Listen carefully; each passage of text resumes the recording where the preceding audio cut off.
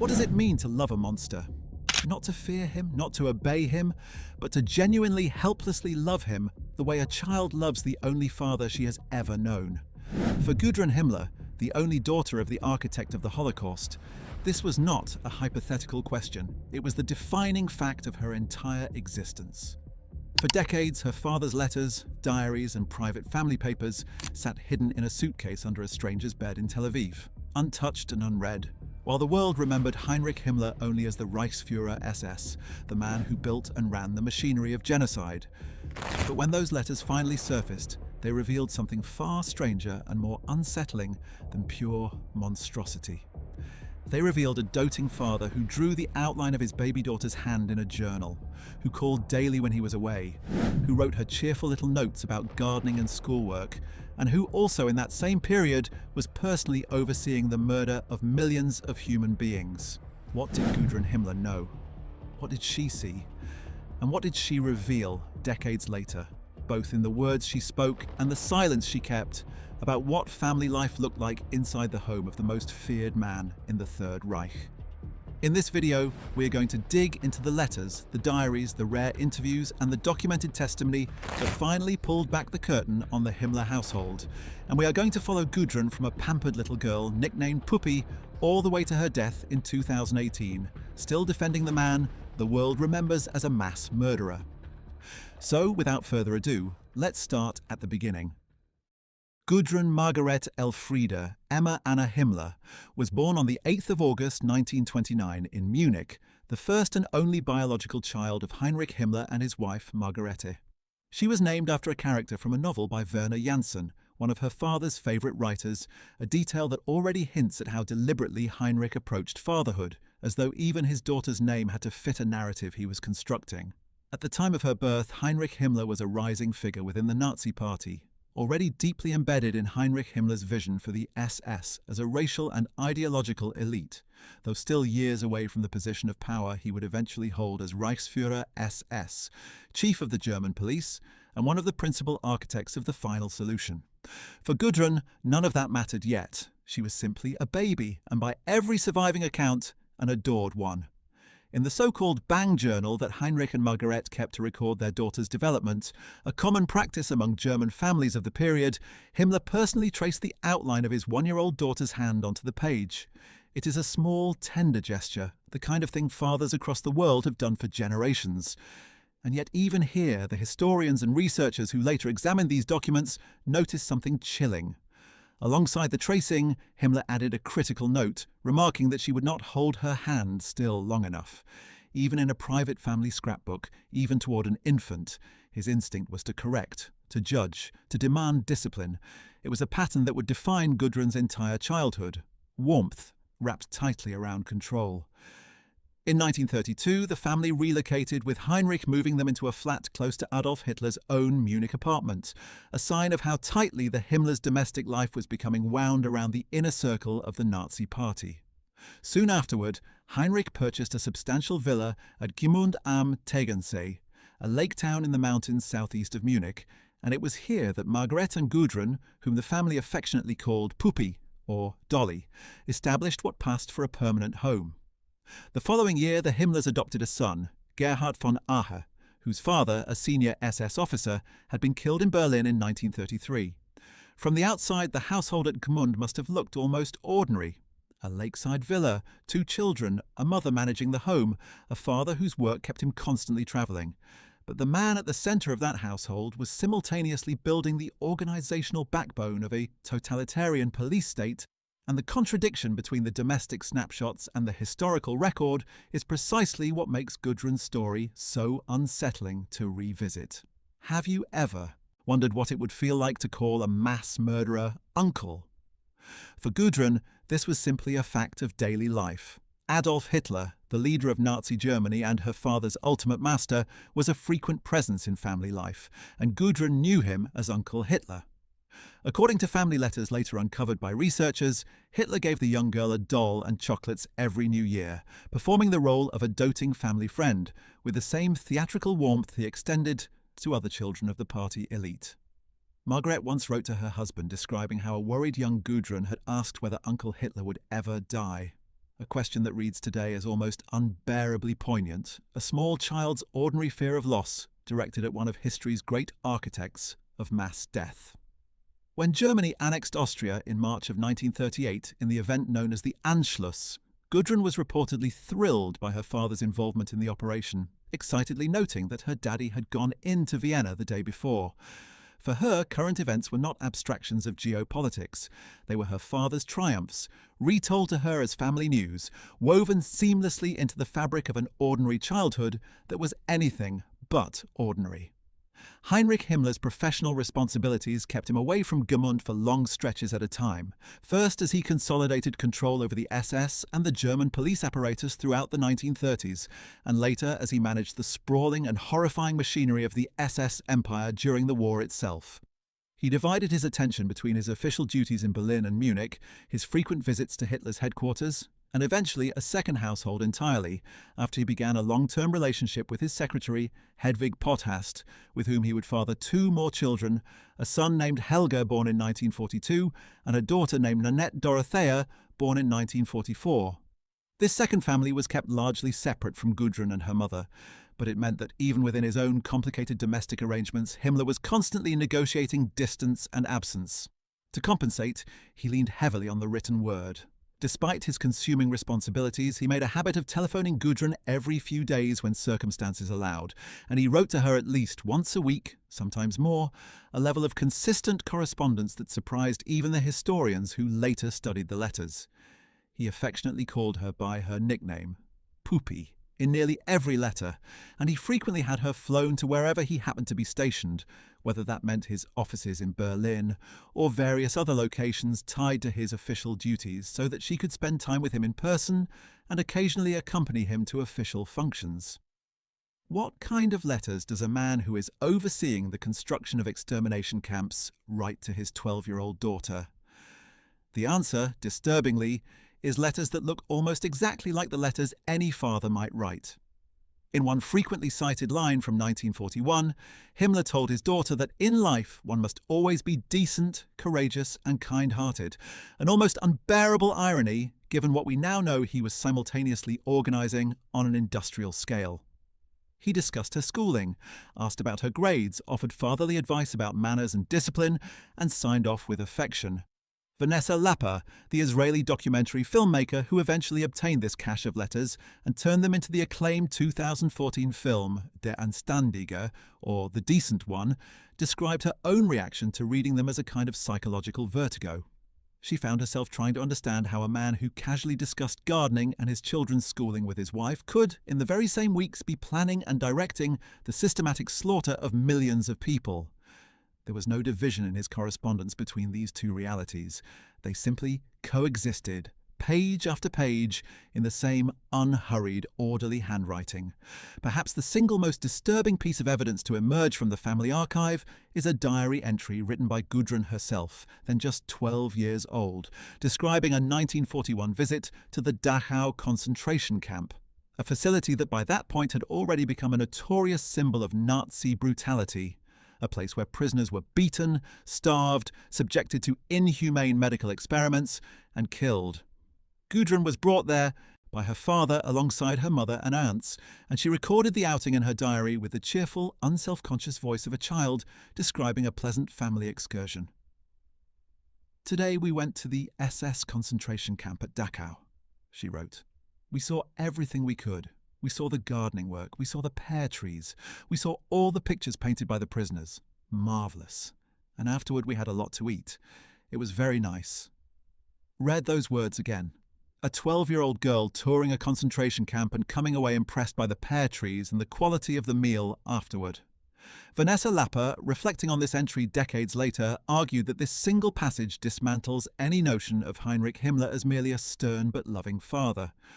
"What sort of father brings his 12-year-old daughter to visit a concentration camp?" she asked. An amazing, loving father would protect his own child from this.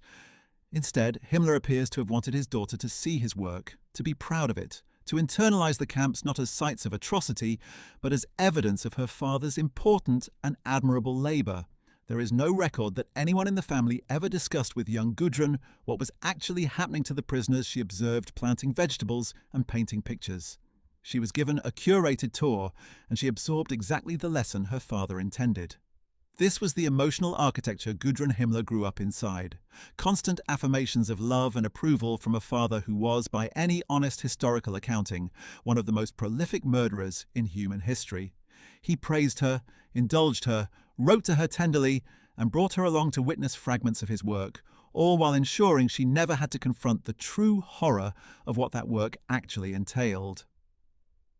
The letters preserved by Catherine Himmler, Heinrich's great-niece, and the historian Michael Wild, later published in the 2014 volume Himmler Privat Brief eines Massenmörders, or Himmler Private Letters of a Mass Murderer, reveal a household where ordinary domestic concerns, illnesses, school reports, holiday plans were discussed in the same breath as veiled references to his official duties. It was, in other words, a thoroughly compartmentalized existence, and Gudrun was raised entirely within the compartment her father built for her. Warm, attentive, ideologically rigid, and utterly insulated from moral reality. As the war ground on, Himmler's domestic correspondence took on an increasingly strained tone, even as its frequency barely diminished. He pushed his rigid Nazi values onto his family life as thoroughly as he pushed them onto the state apparatus he controlled, at one point telling his wife that a healthy marriage required at least 4 children, a statement that reflected the regime's broader obsession with racial expansion and fertility among its ideological elite.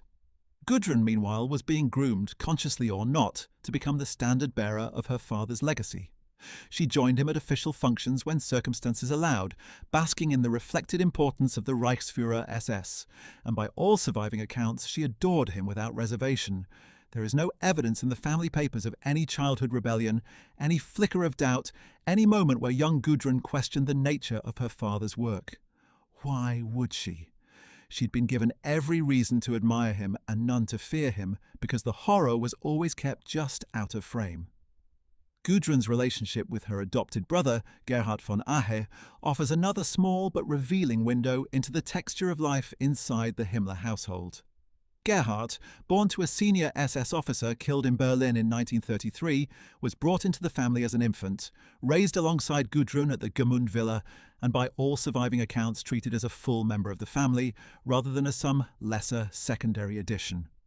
Heinrich Himmler's willingness to formally adopt the orphaned son of a fallen SS comrade reflects another dimension of the ideology he was constantly performing, both publicly and within his own household.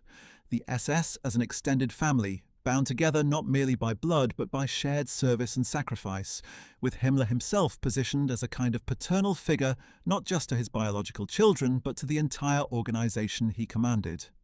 Gerhard's own post-war fate remains less thoroughly documented than Gudrun's, a I-90s reflection of how thoroughly her own prominence eclipsed virtually every other figure connected to the family.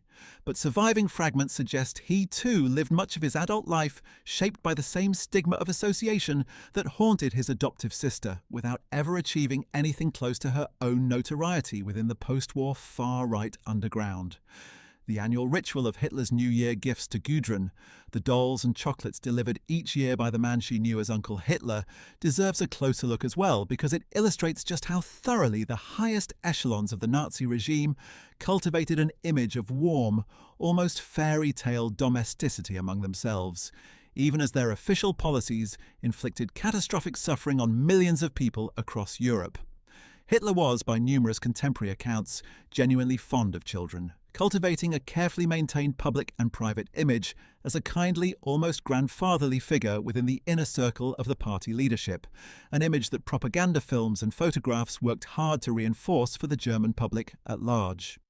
For a young Gudrun, this meant that the man whose policies and decisions would eventually be judged among the greatest crimes in human history was experienced, in her own direct personal life, as a benevolent family friend who never failed to remember her at the new year, a contradiction so total that it is almost impossible for anyone outside that specific, privileged and horrifying childhood to fully comprehend.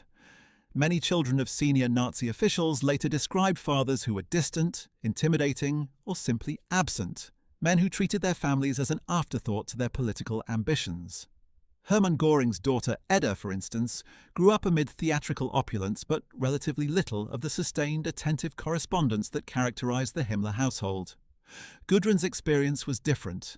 Heinrich Himmler, for all his administrative ruthlessness, appears to have genuinely valued the performance, and perhaps even the substance, of devoted fatherhood. He kept a meticulous record of her height and weight, fussed over her health when she fell ill, and expressed real anxiety in his letters when she was unwell or unhappy. To Gudrun, this meant she had won the lottery of Nazi parentage, a father who was simultaneously one of the most powerful men in Europe, and by her own lived experience, a warm and attentive parent. The two facts simply did not connect for her, not then, and as we will see, not for the rest of her life either. Her schooling reflected the ideological expectations of the era. Like other children of the Nazi elite, Gudrun was educated within a system designed to instill unwavering loyalty to the regime, racial doctrine presented as settled scientific fact, and a worldview in which the SS represented the pinnacle of German virtue and discipline. She would have been steeped in the language of sacrifice, purity and duty from her earliest school years, language that mirrored almost exactly the language her father used in his official SS speeches about honor and hardness. There was no meaningful separation between the values taught in her classroom and the values modeled in her home. Every institution in her life pointed in the same direction, reinforcing the same conclusions: that her father was a great man, that his work was noble, and that the sacrifices required by the war were both necessary and admirable. Meanwhile, the war that her father was helping to wage was reaching almost unimaginable levels of brutality on the Eastern Front, in the ghettos of occupied Poland, and eventually within the gas chambers of camps like Auschwitz-Birkenau, Treblinka, and Sobibor, facilities that fell under Himmler's direct administrative authority as the man responsible for implementing the final solution. None of this filtered into the cheerful domestic letters Gudrun received. Did she ever wonder, even fleetingly, why her father's visits grew rarer as the war intensified, or why the tone of his letters sometimes carried an undercurrent of exhaustion that no amount of fatherly warmth could fully disguise? If she did, no surviving document records it. The compartmentalization that defined Heinrich Himmler's own psychology, the capacity to discuss garden vegetables, and the fate of millions in the same week without apparent strain, seems to have been passed down to his daughter as well, not as a conscious choice, but as the only emotional framework she had ever been given. By 1943 and into 1944, as Allied bombing campaigns intensified and the war turned decisively against Germany, life at Gmund grew more precarious, though the villa itself remained relatively insulated from the worst of the destruction being visited on German cities. Margaret Himmler increasingly managed the household alone, corresponding with her absent husband about supply shortages, the children's well-being, and the steadily worsening news from the front, all while maintaining, at least outwardly, the same unwavering ideological commitment that defined the family's entire worldview.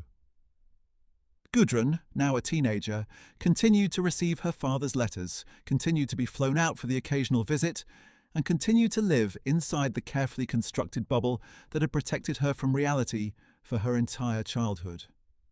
That bubble was about to be shattered, not gradually, but all at once, in the chaotic final months of the Third Reich's collapse. There is a particular irony worth dwelling on here, because the same man writing tender letters to Gudrun about decency and kindness was, by the early 1940s, maintaining an entirely separate household with his secretary, Hedwig Potthast, a relationship that produced two more children who would never be publicly acknowledged as Himmler's own during his lifetime. Helga, born in 1942, and Nanette Dorothea, born in 1944, grew up almost entirely apart from Gudrun, shielded from public knowledge by the secrecy the SS apparatus was so practiced at maintaining. Margaret Himmler was certainly aware of the arrangement, and it caused considerable strain within the marriage, strain that surfaces in the surviving correspondence as a kind of brittle, formal politeness beneath which real bitterness simmered. And yet, even amid this domestic fracture, Himmler continued to present himself to Gudrun as the model of decent, principled fatherhood, lecturing her on morality in the very same years he was secretly raising a second family and overseeing the murder of millions. It is difficult to imagine a starker illustration of the gap between Heinrich Himmler's self-image and his actual conduct, and it is a gap that Gudrun, shielded from the full picture, simply never had the information to perceive.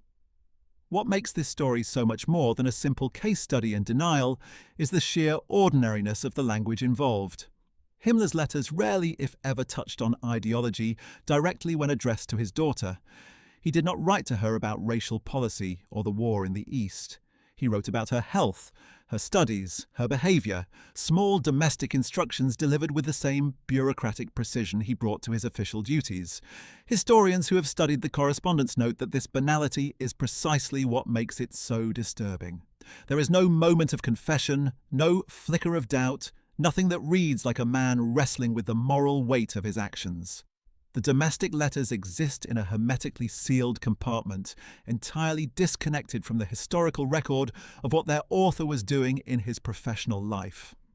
For Gudrun, growing up inside that sealed compartment, this was simply what family life looked like: ordinary, affectionate, occasionally strict, and utterly normal. She had no other version of her father to compare it against. He was, to her, simply Papa. A man who loved her, corrected her, and never let more than a week or two pass without writing. This grooming, intentional or not, produced a young woman utterly unequipped to process what was coming. She had spent her entire childhood absorbing the lesson that her father was a great man unfairly burdened by enormous responsibilities. A lesson reinforced not just by him, but by the entire apparatus of the state, the schools, the radio broadcasts, the newsreels that all presented the SS and its leadership in the most heroic terms imaginable. She had toured a concentration camp and been served a delicious meal afterward. She had been told in her father's own handwriting that decency and kindness were life's highest values, by the very man directing the most systematic campaign of cruelty the modern world had ever seen.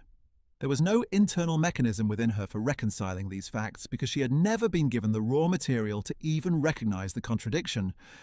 And now, with the Reich collapsing around her, that contradiction was about to come crashing through the front door in the form of advancing Allied armies, and Gudrun Himmler, not yet 16 years old, would have to face a version of her father's legacy that no letter, no diary entry, and no carefully chaperoned tour of Dachau had ever prepared her for. It is worth understanding a little more about the woman who actually raised Gudrun day to day, because Margaret Himmler is too often reduced to a footnote in her husband's story. Born Margaret Boden in 1893, she was older than Heinrich by several years, a trained nurse with a background in business who had run her own small clinic before marrying him in 1928. She was, by most contemporary accounts, a rigid, humourless woman, deeply committed to National Socialist ideology in her own right, and increasingly isolated as her husband's attention drifted toward his mistress and his consuming official duties. Margaret managed the household at Gmund, largely alone for years at a time, overseeing Gudrun's upbringing, corresponding constantly with her absent husband about domestic matters, and maintaining, at least in her letters, an unwavering loyalty to both her marriage and the regime it served. Whatever private resentments she harboured about Hedwig Potthast and the second family her husband kept, she rarely allowed them to surface in writing, and she certainly never allowed them to disrupt the narrative of dutiful, devoted motherhood she modelled for her daughter. In many ways, Gudrun's lifelong refusal to ever publicly criticise her father mirrors her mother's own decades of silence, a family pattern of loyalty maintained no matter the cost. The Himmler family was, in fact, deliberately positioned within Nazi propaganda as something of an ideal, the model SS household that other German families were meant to emulate. Disciplined, fertile, ideologically pure, devoted to Führer and fatherland in equal measure. Heinrich Himmler himself was perhaps the single most influential architect of the regime's obsession with family, race, and reproduction, having founded the Lebensborn program, an SS initiative designed to encourage racially desirable births and support the children of SS members, alongside a sprawling apparatus of pseudo-scientific racial classification that would go on to justify almost unimaginable cruelty.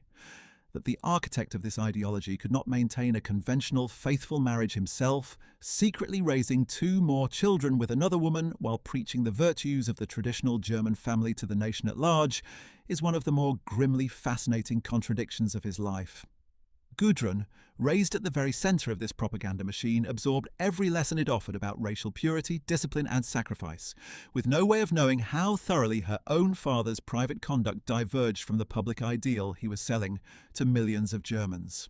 One small but telling detail survives from this period. A silver brooch, a gift from her father shaped like the heads of 4 horses arranged to form a swastika.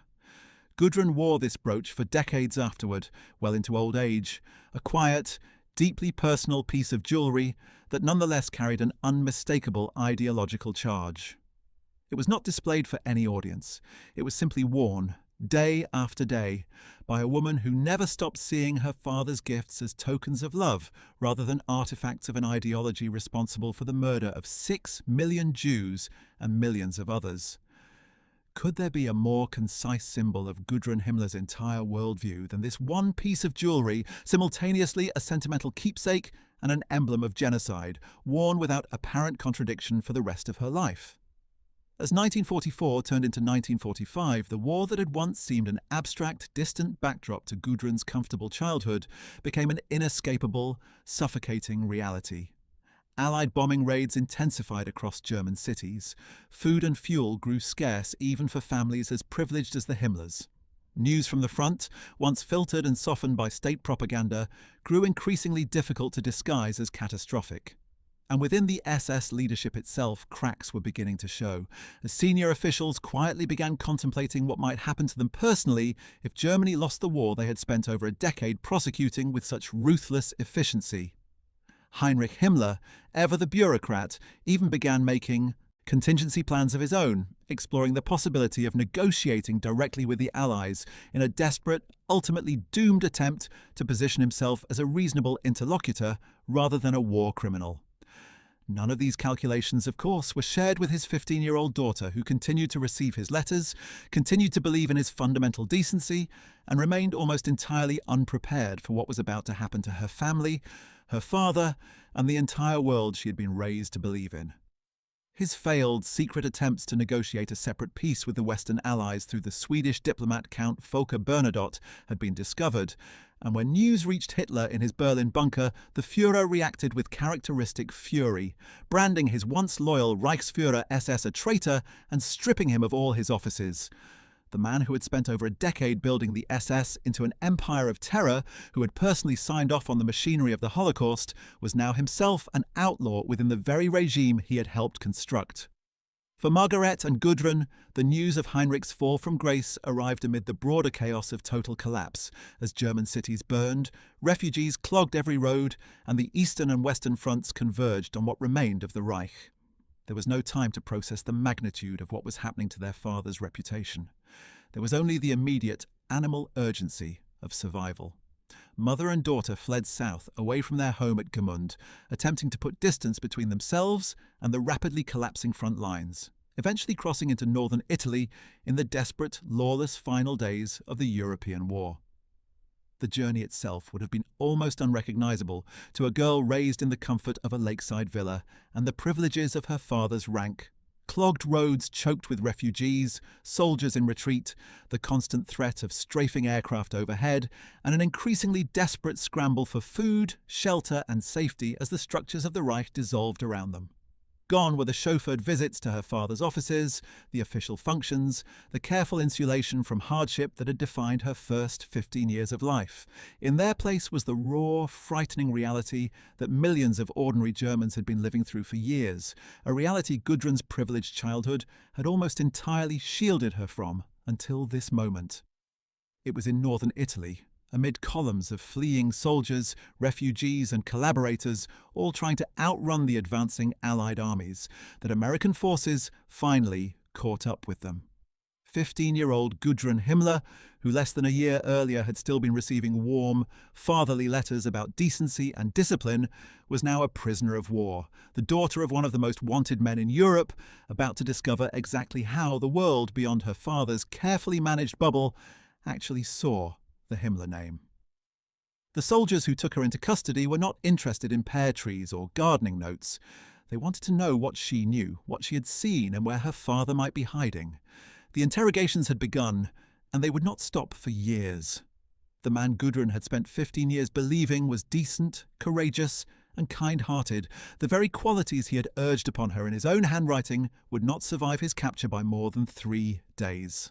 On the 20th of May, 1945, Heinrich Himmler, travelling under a false identity and disguised with a shaved moustache and an eye patch in a clumsy attempt to avoid recognition, was stopped at a checkpoint near Bremervord by Soviet and British forces conducting routine document checks. For several days, his disguise held.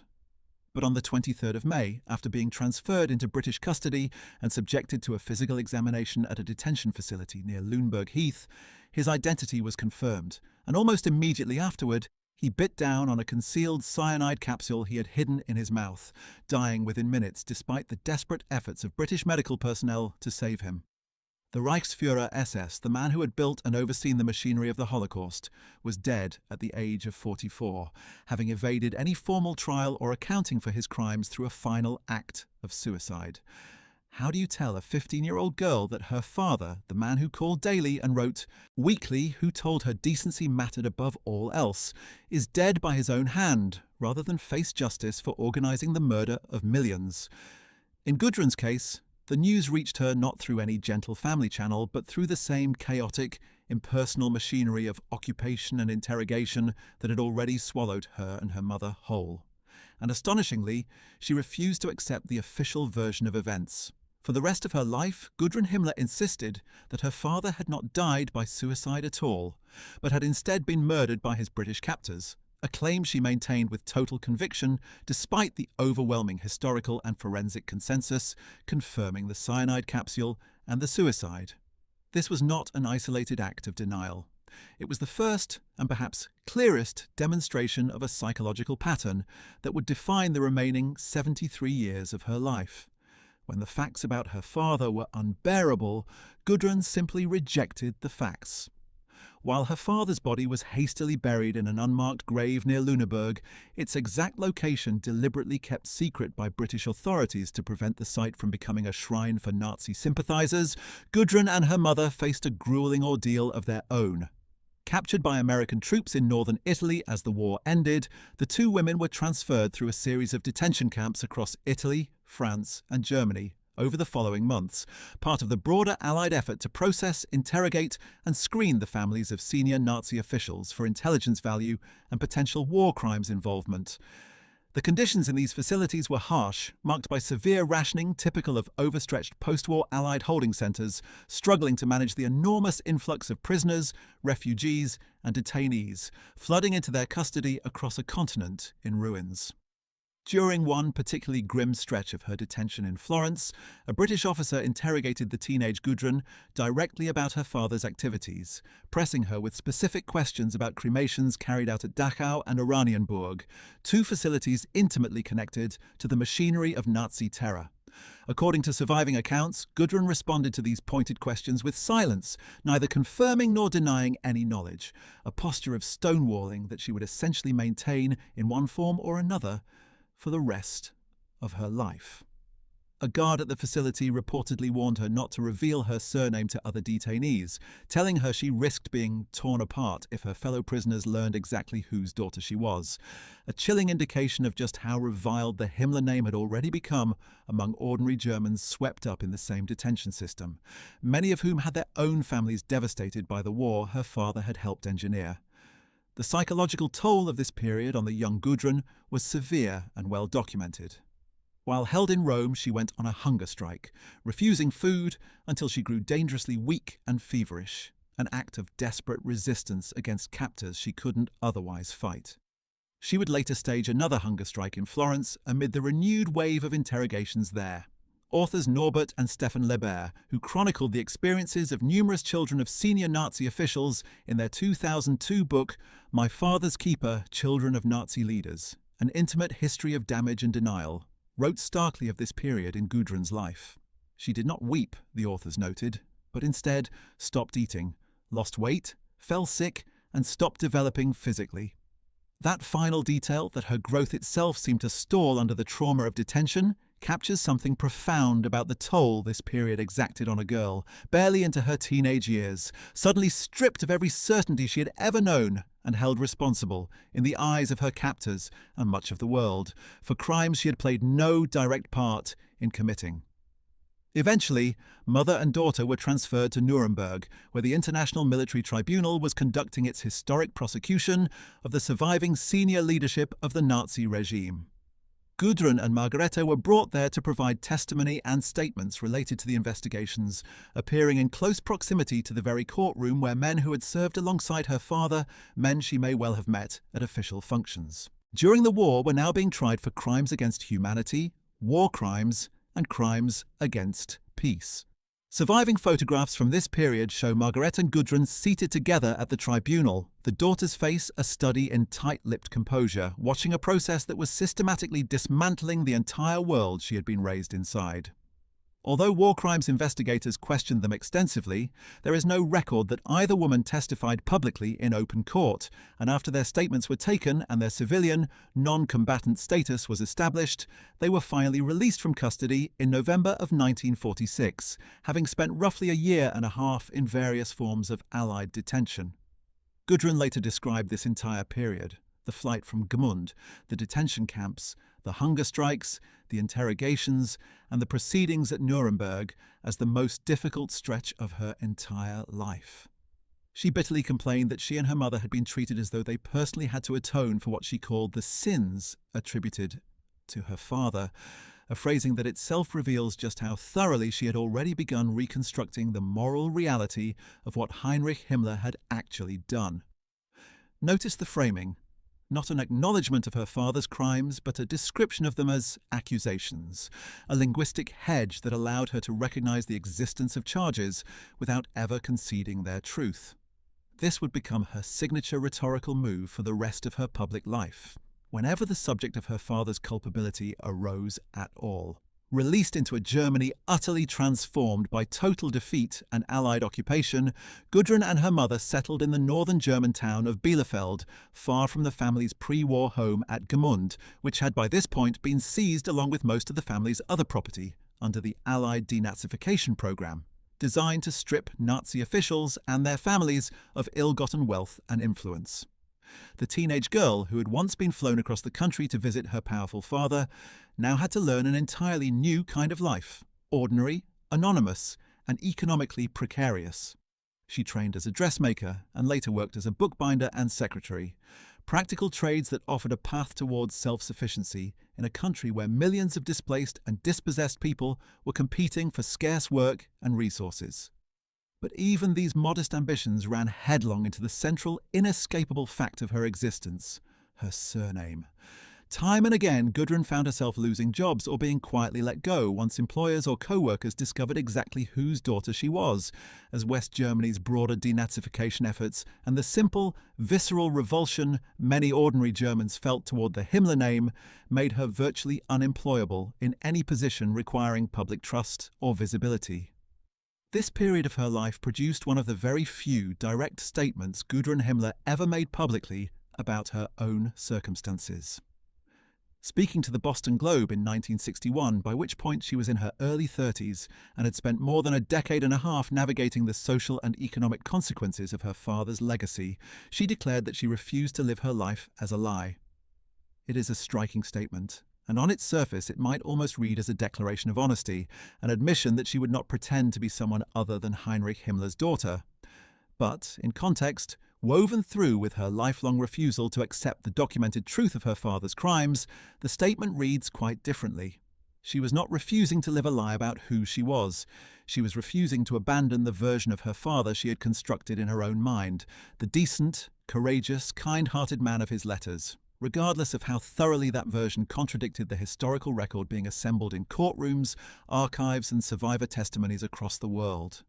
How does a person hold onto a childhood image so tightly, even as an adult, even in the face of overwhelming documented evidence? Psychologists and historians who have studied the children of senior Nazi officials have offered various explanations. The protective psychological mechanisms children develop to preserve a stable sense of identity, the simple difficulty of reconciling a beloved parent with monstrous public acts, and in some cases, a genuine, unreconstructed, ideological commitment passed down through years of careful indoctrination. In Gudrun's case, all three factors likely played a role. She had, after all, been raised inside a household that functioned as a kind of propaganda showcase for National Socialist family values, schooled in institutions designed to instill unwavering loyalty to the regime, and given a father whose private correspondence offered nothing but warmth and approval. Unlike some other children of senior Nazis, who eventually broke decisively with their family's legacy, converted to entirely different worldviews, or devoted themselves to acts of restitution and remembrance, Gudrun never wavered. If anything, as the years passed, her devotion to her father's memory only intensified, hardening from private loyalty into something approaching a public mission. That mission would soon take a far more organized and consequential form than dressmaking in provincial Bielefeld. As West Germany rebuilt itself through the 1950s, a quiet network of unrepentant Nazis, sympathetic clergy, and ideologically committed supporters began organizing to provide aid, legal assistance, and moral comfort to former SS members facing prosecution, imprisonment, or simply the social consequences of their wartime conduct. It was within this shadowy network that Gudrun Himmler would eventually find not just a community willing to embrace her without judgment, but a calling that would define the next 6 decades of her life. Before we get there, though, we need to look more closely at a moment in 1951 that reveals just how early her ideological commitments resurfaced once the immediate crisis of detention and interrogation had passed. In 1951, while still establishing her adult life in post-war Germany, Gudrun helped form an organization called the Viking Jugend, or Viking Youth, a group explicitly patterned on the structure and ideology of the Hitler Youth program that had shaped an entire generation of Germans, including, indirectly, Gudrun herself. The Viking Jugend would go on to become one of the most notorious and long-lived neo-Nazi youth organizations in post-war Germany, indoctrinating successive generations of young Germans in the same racial ideology and militaristic discipline that had defined the Third Reich, before West German authorities finally banned the organization decades later in 1994, citing its explicitly anti-constitutional neo-Nazi character. Gudrun's involvement in its founding, just 5 years after her release from Allied detention, demonstrates conclusively that whatever personal hardship she endured during the immediate post-war years, it did nothing to shake her underlying ideological commitments. If anything, the experience of detention and social ostracism seems to have hardened her resolve, transforming private grief over her father's death into something closer to a generational project, ensuring that the worldview he had instilled in her would not simply die out with his generation, but would be actively passed down to children who had never lived through the war at all. What kind of woman helps build a youth indoctrination organization modelled on the Hitler Youth, just 6 years after watching the regime that organization served collapse in catastrophic, genocidal failure? The answer, based on everything we know about Gudrun Himmler's life, is a woman utterly convinced that the catastrophe was not ideological, but circumstantial, that her father and his cause had simply lost a war rather than been proven monstrous, and that the project begun in the 1930s deserved to continue, however quietly, into the decades that followed. This conviction would only deepen as Gudrun moved through her 20s and 30s, eventually intersecting with a far more secretive and consequential organization, one that would make her, in the words of one journalist who chronicled its activities, a dazzling figure at the very center of post-war Germany's most determined network for shielding unrepentant war criminals from justice. In 1959, Gudrun gave what would become, for the remainder of her life, her only known direct interview to the press. Details of exactly what was discussed remain limited, since she steered the conversation away from politics and her father's legacy, focusing instead on more personal matters. It was a telling choice. Even at 30 years old, with over a decade of distance from the war's end, Gudrun was unwilling to engage publicly with the substance of what her father had done. She would maintain this near-total public silence for the rest of her life, granting no further interviews of substance to journalists, historians, or documentarians, despite repeated attempts by reporters over the following 6 decades to draw her out. Whatever convictions she held, and the historical record makes clear she held them firmly and unwaveringly, she chose to express them through action rather than public statement, a pattern that would make her simultaneously one of the most consequential and most elusive figures in Germany's post-war neo-Nazi underground. 2 years later, in 1961, Gudrun took a job that, on its surface, seems almost impossible to reconcile with everything we know about her ideological convictions. She joined West Germany's Foreign Intelligence Service, the Bundesnachrichtendienst, or BND, working as a secretary at the agency's headquarters in Pullach, just outside Munich, under an assumed name rather than her own. For 2 years, the daughter of the Reichsfuhrer-SS worked quietly within the very government apparatus of the Democratic Federal Republic that had been built, in part, as a deliberate repudiation of everything her father had stood for. The arrangement ended in 1963 when West German authorities, in the midst of a broader and increasingly urgent review of the extent to which former Nazis and their family members remained embedded within post-war government institutions, identified her true identity and terminated her employment. The BND's own chief historian later confirmed the episode publicly, decades after the fact, only after Gudrun's death made the agency's customary policy of declining to discuss current or former employees no longer applicable. This brief intelligence career reveals something important about the broader post-war landscape Gudrun was navigating. West Germany in the late 1950s and early 1960s was a country still riddled, at every level of government, business, and civil society, with former Nazi Party members, ex-SS officers, and ideological sympathizers who had simply continued their careers under the new democratic order, often with remarkably little scrutiny of their wartime conduct. Gudrun's 2 years inside the BND were not some singular, shocking anomaly. They were a small reflection of a much larger pattern of continuity between the Third Reich and the early Federal Republic, a pattern that historians have spent decades since carefully documenting and that Germany itself has only gradually and painfully come to fully confront.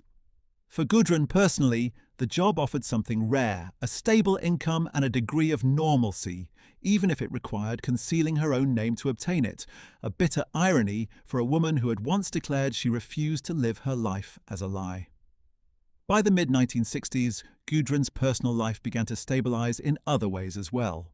She married Wolf-Dieter Burwitz, a journalist and author who shared and would go on to actively promote many of her own political convictions, eventually becoming an official within the Bavarian branch of the far-right National Democratic Party of Germany, commonly known by its German initials, the NPD, a party widely regarded by mainstream German political analysts and intelligence services as a direct ideological successor to the Nazi Party in its ethno-nationalist, anti-Semitic, and authoritarian orientation.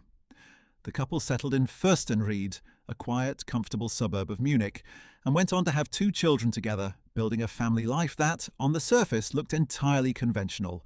A modest suburban home, a working husband, 2 kids, a wife managing the household. Beneath that conventional surface, however, Gudrun Burwitz, as she was now known, was steadily deepening her involvement in precisely the kind of underground network of unrepentant Nazi loyalists that had first embraced her in the difficult years following her release from Allied detention. Margaret Himmler, for her part, never remarried and never publicly wavered from her own loyalty to her late husband's memory, even as German denazification tribunals formally classified surviving Nazi officials and their associates according to the severity of their wartime conduct. She lived out the remainder of her years in relative obscurity, largely out of the public eye, her health declining steadily through the 1950s and 1960s. She died in 1967 at the age of 73, having spent the final 2 decades of her life as a kind of living monument to denial, a mother who modelled for her daughter exactly the same unwavering refusal to reckon with the past that Gudrun herself would practice for another half-century.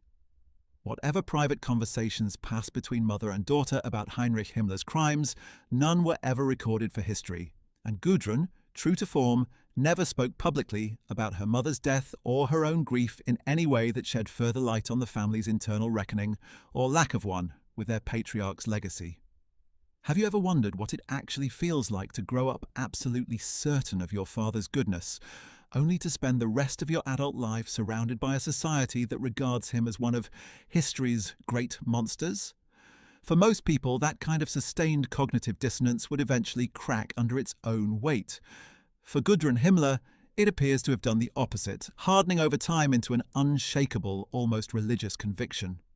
Where other children of senior Nazi officials, people like Nicholas Frank, son of the senior Nazi governor of occupied Poland, Hans Frank, channeled their inherited trauma into searing public condemnations of their fathers, writing books and giving interviews specifically designed to confront and dismantle the myths they had grown up inside, Gudrun moved in the opposite direction entirely. She spent her adult life not dismantling the myth of Heinrich Himmler, the devoted father, but actively, quietly reinforcing it, surrounding herself with people who shared her conviction, and gradually building a reputation within Germany's far-right underground as the single most important living link to the Reichsfuhrer-SS himself. This divergence among the children of the Third Reich's leadership is itself one of the most fascinating and least understood aspects of post-war German history. Some, like Nicholas Frank, became their father's fiercest critics. Others, like Gudrun, became their father's most devoted defenders. Still others tried to simply disappear, changing their names, emigrating, or refusing to discuss their family history at all, a path that allowed them a measure of peace, unavailable to either the confessors or the defenders. Gudrun's particular path, total, unwavering loyalty, maintained across 7 decades and through the publication of an enormous and damning historical record, stands out even within this unusual cohort as remarkably extreme. The contrast between West Germany's official, government-sponsored efforts at reconciliation and restitution toward the victims of Nazism and the underground informal networks of solidarity quietly forming among the perpetrators' own families and supporters could hardly have been starker. Gudrun existed at the exact intersection of these two Germanys, publicly marked as the daughter of a mass murderer, privately welcomed into a community that still revered her father as a hero and a martyr. It is worth asking where Heinrich Himmler's own rigid, discipline-obsessed approach to fatherhood originated, because the pattern did not begin with him. Himmler was raised in a strict conservative Bavarian Catholic household by his own father, Gebhard Himmler, a schoolmaster and tutor known for his exacting standards and formal hierarchical approach to child rearing. Heinrich kept meticulous personal diaries from his teenage years onward, a habit historians have long noted reflects the same compulsive, list-making, self-disciplining tendencies that would later characterize his administration of the SS bureaucracy. The young Heinrich Himmler comes across in these early diaries as anxious, socially awkward and desperate for approval, a young man who compensated for a sense of physical and social inadequacy with rigid self-discipline, an obsessive attention to detail, and an increasingly fervent commitment to ideological causes that offered him both structure and a sense of belonging he had struggled to find elsewhere.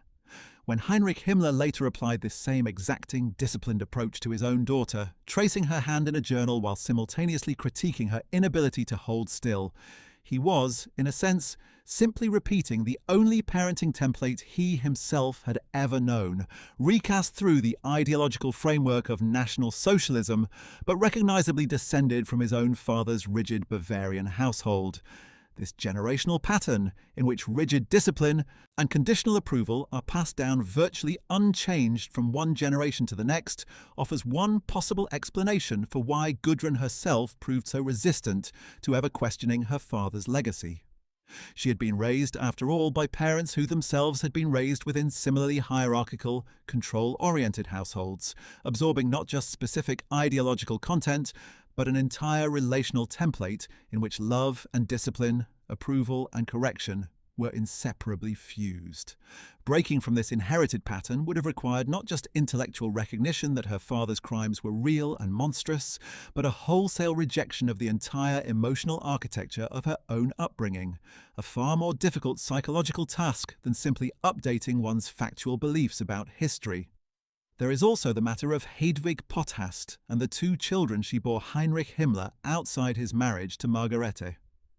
Helga and Nanette Dorothea grew up under far less public scrutiny than Gudrun, their existence largely unknown to the wider public for years after the war, protected in part by the deliberate secrecy the SS had always maintained around Himmler's personal affairs.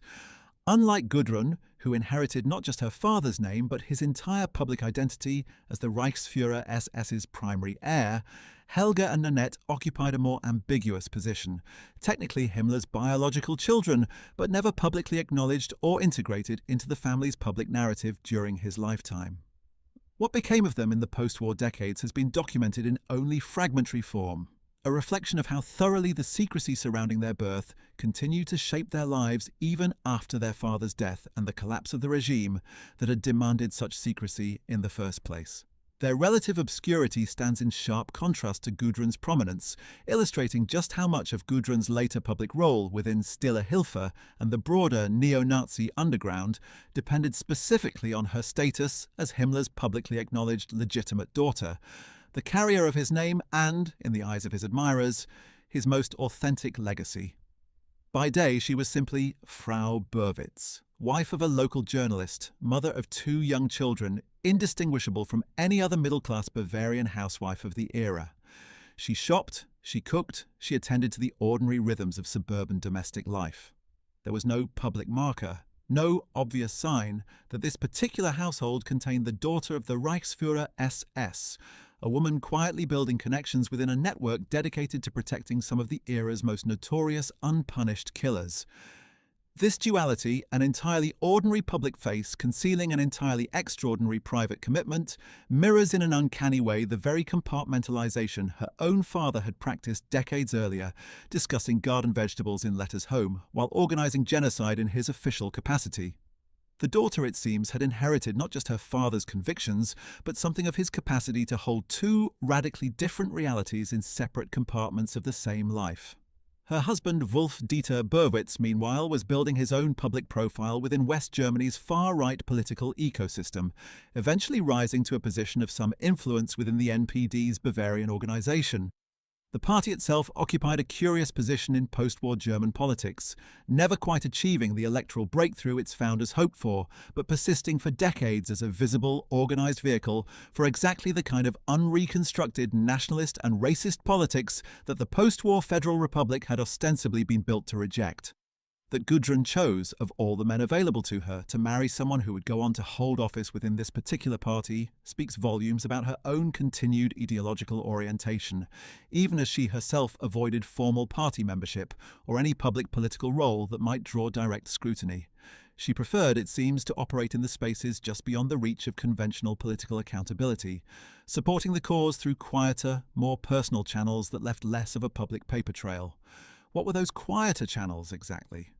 That question brings us to the very center of Gudrun Himmler's adult life, the organization and the decades of activity that would eventually earn her, among supporters and critics alike, a reputation as one of the most consequential and unrepentant figures in Germany's post-war neo-Nazi underground. It was within this underground community that Gudrun found something her public life in Bielefeld could never offer her: validation. Among the veterans, clergy, and ideological sympathizers who would soon coalesce around the organization known as Stille Hilfe, or Silent Help, Gudrun was not a pariah to be quietly dismissed from employment. She was royalty. She was the living embodiment of the Reichsfuhrer-SS himself, carrying his bloodline, his name, and crucially, his unwavering conviction that the men being hunted, tried, and imprisoned across Europe were not war criminals, but victims of what the network's members invariably described as victor's justice.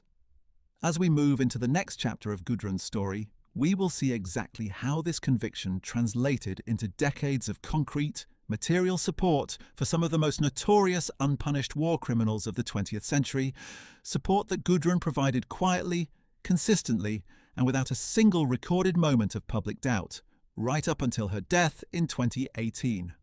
Stille Hilfe für Kriegsgefangene und Internierte, which translates roughly to Silent Assistance for Prisoners of War and Interned Persons, was founded in 1951 by Princess Helene Elisabeth von Eisenburg, an aristocrat with deep sympathies for the imprisoned Nazi leadership, then sitting in Allied custody at facilities like Landsberg Prison, Weil Prison, and Wittlich Prison.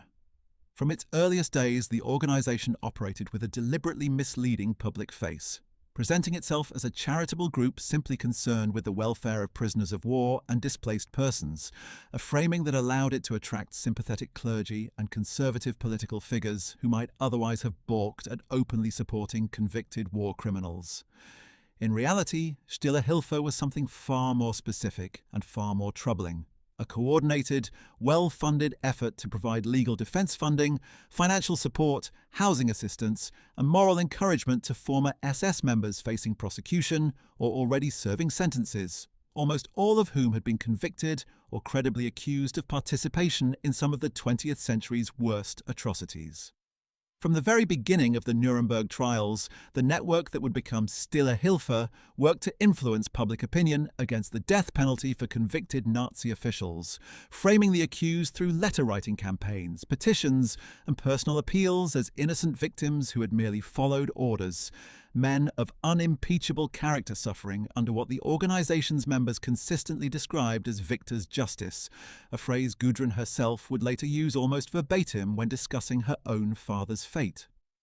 Princess von Eisenberg became so devoted to the cause of the condemned men held at Landsberg prison under American jurisdiction that she earned the affectionate nickname Mother of the Landsbergers among the organization's supporters, a title meant to recast the group's mission as one of simple Christian charity rather than what it actually was, an organized effort to shield mass murderers from accountability.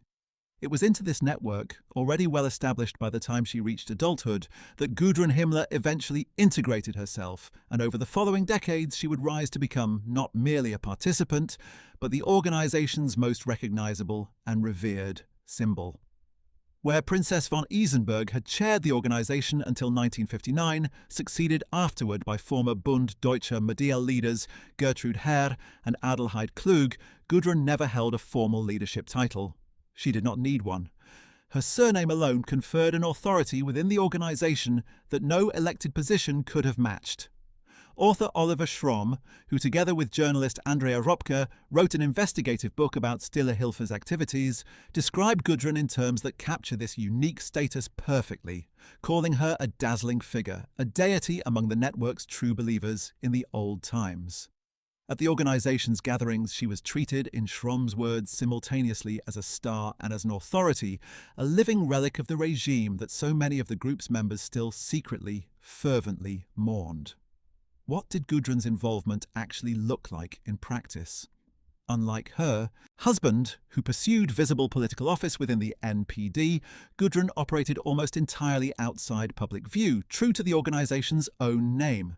She did not give press interviews about her work. She did not appear at public political rallies under the Stille Hilfe banner.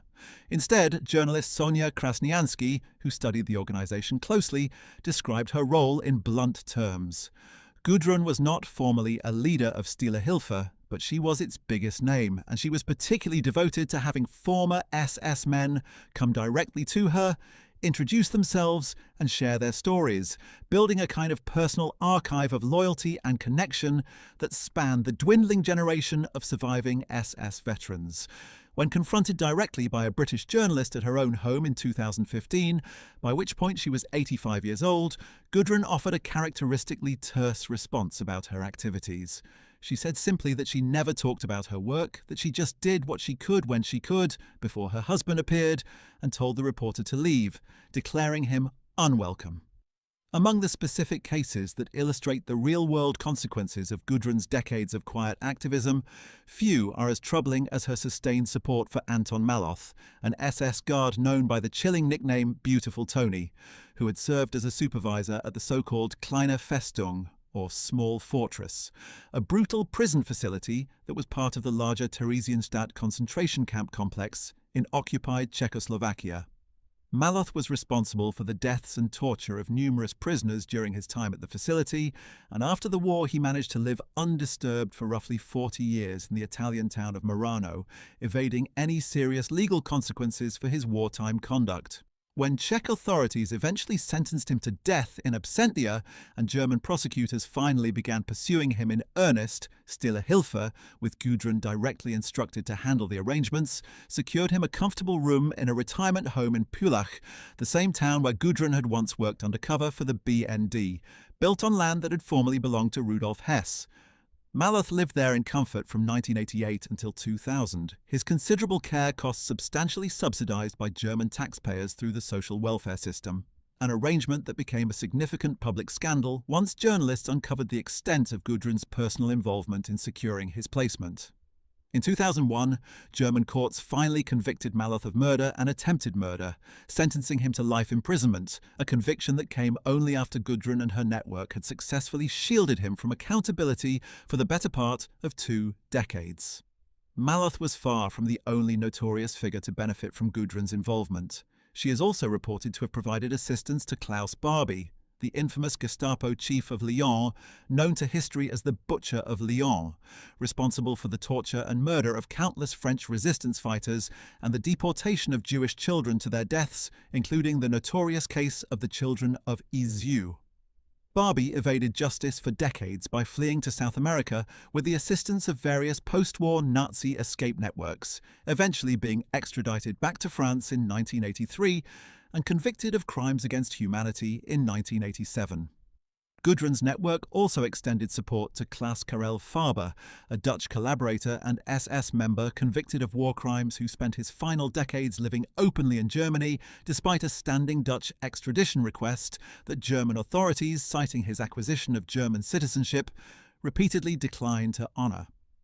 Each of these cases reveals the same basic pattern. Men who had committed documented horrific crimes during the war, protected for years or decades afterward by a quiet, well-organized network in which Gudrun Himmler played a central and consistent role. How does a network like this sustain itself financially for over half a century? Stille Hilfe, by its very design, never published annual financial figures, maintaining the same culture of secrecy that characterized all of its operations. Researchers and journalists who have studied the organization estimate that through the late 1990s, the group received somewhere between 60,000 and 80,000 euros annually in donations alone, not counting the substantial inheritances the organization periodically received from sympathetic, often elderly donors who had remained loyal to the cause across their entire lives. This was, in other words, a remarkably durable and well-resourced operation, sustained not by any single wealthy patron, but by a broad base of quiet, committed supporters scattered across West Germany and beyond, many of whom would never have publicly identified themselves as Nazi sympathizers in any other context. Gudrun's public visibility within this hidden world extended to the annual Ulrichsburg gathering held in Carinthia, Austria, a commemorative event held since 1958 that ostensibly honoured fallen soldiers, but that critics, including German neo-Nazi researcher Andrea Ropke, have long identified as a magnet for unreconstructed Wehrmacht and Waffen-SS veterans and their ideological successors. Ropke, who attended one such gathering as part of her research, described Gudrun as being perpetually surrounded by dozens of high-ranking former SS men at these events, a living centerpiece around which the dwindling community of unrepentant veterans could gather and reaffirm their shared loyalties. For these men, many of them elderly, by the time these gatherings became the subject of journalistic scrutiny in the 1990s and 2000s, Gudrun's presence offered something irreplaceable. A direct, living connection to the Reichsfuhrer-SS himself, filtered through the unwavering devotion of his only daughter. The British tabloid press eventually took notice of Gudrun's activities as well, and the characterizations that emerged were rarely flattering. One widely cited Daily Mail profile described her as working at what the paper called a ruthless pace to keep the Nazi flame alive, portraying her as a kind of grandmother figure to an emerging generation of female far-right extremists in Germany and beyond. The same profile noted her continued belief, even in old age, that her father, the man responsible for organizing the murder of 6 million Jews through the Gestapo, the SS, and the broader extermination apparatus, had been fundamentally good and worthy, a characterization Gudrun herself never publicly disputed. In 2011, she was reported to have lent her support to a campaign opposing the extradition of Søren Kam, a Danish SS officer wanted in his home country for the murder of a newspaper editor named Carl Henrik Clemenson during the wartime occupation of Denmark, yet another instance of her involvement extending support to a man credibly accused of a specific, named killing, rather than some abstract notion of wartime service. Was there ever a flicker of doubt? A single recorded moment where Gudrun Berwitz questioned whether the men she was helping might actually be guilty of the crimes attributed to them. The historical record, exhaustively examined by journalists, historians, and the German intelligence services that periodically monitored Stille Hilfe's activities, offers no such moment. It is worth remembering, too, that domestic German intelligence services, specifically the Bundesamt für Verfassungsschutz, the federal agency tasked with monitoring extremist threats to the constitutional order, kept Stille Hilfe under periodic observation for decades, classifying it within official reports as part of the broader landscape of organized right-wing extremism in post-war Germany. That a registered, ostensibly charitable organization could operate for well over 60 years under this kind of sustained institutional suspicion, while still managing to retain its non-profit status for much of that span and continue its activities largely uninterrupted, speaks to the genuine difficulty German authorities faced in translating intelligence findings into concrete legal consequences for an organization that, however troubling its ultimate purpose, structured its activities carefully enough to avoid the kind of overt criminality that would have triggered immediate prosecution or dissolution. Theologian Katharina von Kellenbach, who studied the organization's role in post-war German society, described Gudrun as a prominent spokesperson for the broader neo-Nazi movement and a crucial generational link connecting the old perpetrator networks of the immediate post-war years to younger sympathizers who had no direct memory of the Third Reich at all. In this sense, Gudrun's significance extended well beyond the specific individuals she helped. She functioned as a kind of living bridge, ensuring that the ideological commitments and personal loyalties forged in the 1930s and 1940s did not simply die out with the generation that had lived through the war, but were actively transmitted forward into a new century. This raises an uncomfortable question worth sitting with for a moment. We tend to think of Nazi crimes as belonging entirely to history, confined to the specific dates of 1933 through 1945, with the post-war decades representing a slow, steady process of accountability and reckoning. Gudrun Himmler's life complicates that comfortable narrative considerably. For her, and for the network she devoted her life to sustaining, the war never really ended. The same loyalties, the same convictions, the same willingness to excuse and protect documented killers persisted unbroken from the collapse of the Third Reich in 1945 all the way through to her own death in 2018. A span of 73 years during which Gudrun never once publicly wavered, never once expressed doubt, and never once acknowledged that the men she spent her life protecting had done anything that genuinely required protection from. It is worth situating Stille Hilfe within the broader landscape of post-war organizations that emerged to support former Nazi military and paramilitary personnel. The most prominent of these was HIAG, the Hilfsgemeinschaft auf Gegenseitigkeit der ehemaligen Angehörigen der Waffen-SS, a mutual aid association for former Waffen-SS members that operated far more openly than Stille Hilfe, functioning almost as a veterans lobbying group throughout the 1950s, 1960s and 1970s, pushing for pension rights, social rehabilitation, and the public reframing of the Waffen-SS as an essentially honourable military formation unfairly tarred by association with the SS's broader crimes. Stille Hilfe occupied a different, more clandestine niche within this ecosystem, focusing specifically on individuals who had been formally convicted or were actively wanted for the most serious categories of crime, men for whom even HIAG's relatively permissive rehabilitation efforts were insufficient cover.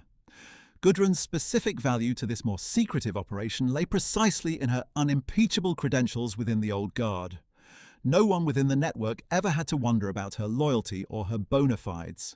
She was, quite literally, the daughter of the man who had created the SS in the first place, and that fact alone opened doors that money or political connections never could have. Emory University historian Deborah Lipstadt, a leading scholar of Holocaust denial and memory, offered a particularly incisive framework for evaluating figures like Gudrun when asked about her case directly. The proper way to assess someone in her position, Lipstadt suggested, is to look closely at what they choose to do once they reach adulthood and gain the capacity for independent judgment, free from whatever indoctrination shaped their childhood.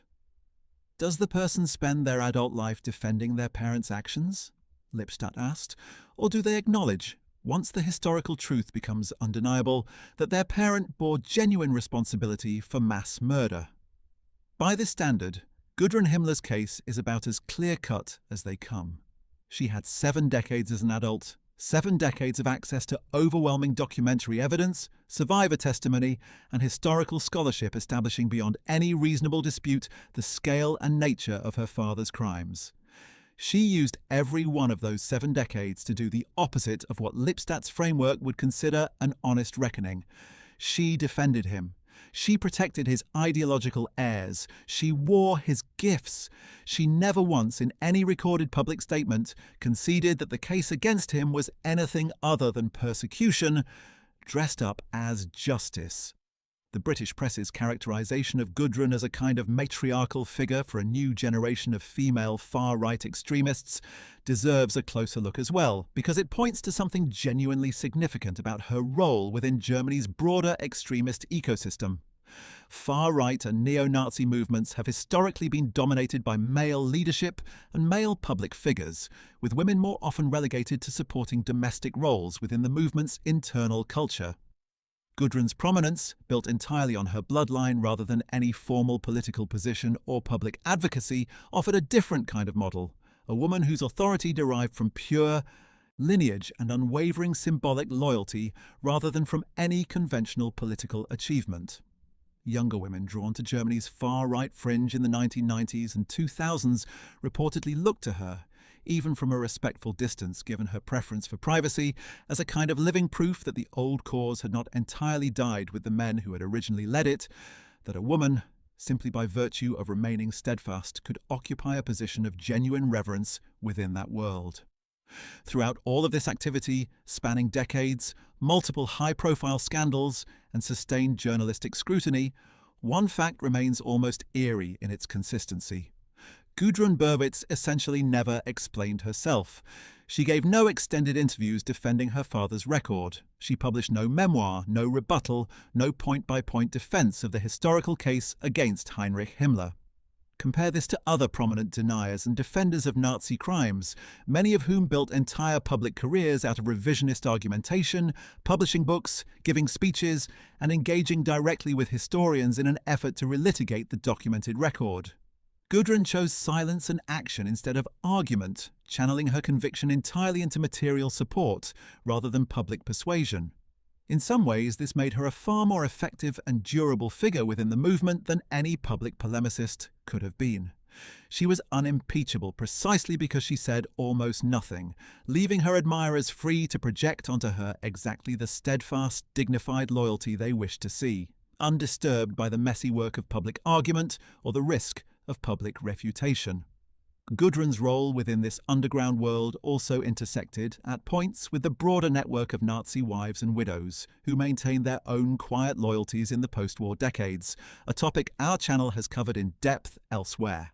Ilse Hess, wife of Hitler's deputy Rudolf Hess, remained a committed defender of her husband's legacy throughout the decades he spent imprisoned at Spandau, campaigning publicly and persistently for his release until his death in 1987, and moving in social circles that occasionally overlapped with the same constellation of unrepentant sympathizers who gathered around Gudrun and Stille Hilfe. These women, scattered across West Germany, and bound together by shared marriages or parentage rather than any formal political organization, formed an informal but remarkably durable network of memory-keeping, each in her own way ensuring that the men they had loved, married, or descended from were remembered by at least some segment of post-war society as victims of circumstance rather than perpetrators of genocide.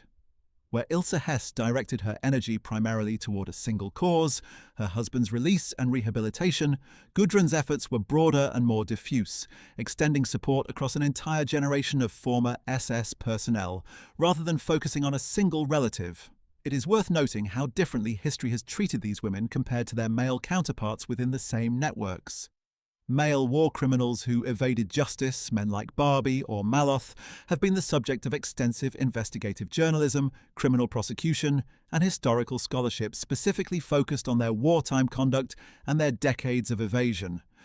The women who quietly enabled and financed that evasion, providing legal funds, safe housing, and moral support, have received comparatively less sustained scholarly attention, often appearing in the historical record as supporting figures in someone else's story rather than as significant historical actors in their own right.